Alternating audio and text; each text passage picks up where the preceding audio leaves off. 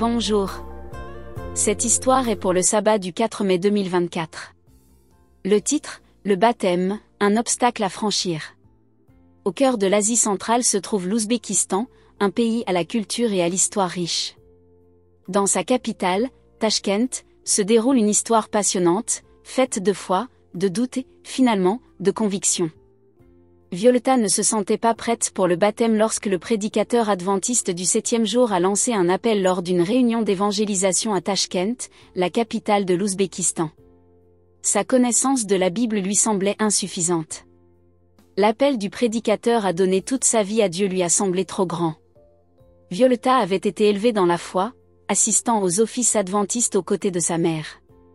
Ensemble, elles ont plongé dans les profondeurs de l'écriture, s'engageant dans des études bibliques avec un petit groupe. Pourtant, lorsque le moment est venu de plonger dans les eaux du baptême, Violeta a hésité. Elle se sentait mal préparée, sa compréhension de la Bible ne lui permettait pas d'engager pleinement sa vie avec Dieu. En voyant d'autres personnes répondre à l'appel du prédicateur, y compris sa propre mère et le fils adolescent du pasteur, Violeta est restée ancrée dans l'indécision. Nuit après nuit, les appels du prédicateur résonnaient dans le sanctuaire, semblant à chaque fois s'adresser directement à elle. Mais Violeta est restée ferme, son cœur résistant à l'appel. Pourtant, à l'approche de la dernière nuit de réunion, un changement subtil s'opère en Violeta. Bien que l'incertitude persiste, une lueur d'espoir jaillit en elle. Pourrait-elle, malgré ses doutes, trouver le courage d'aller de l'avant ? Lorsque le prédicateur lance son dernier appel, Violeta se trouve au bord du précipice. Le poids de la décision pèse lourd dans l'air, chaque instant est porteur de possibilités.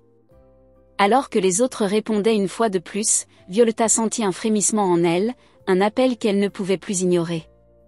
Avec une détermination tremblante, elle se leva de son siège et se dirigea vers l'avant, le cœur battant d'incertitude et d'anticipation.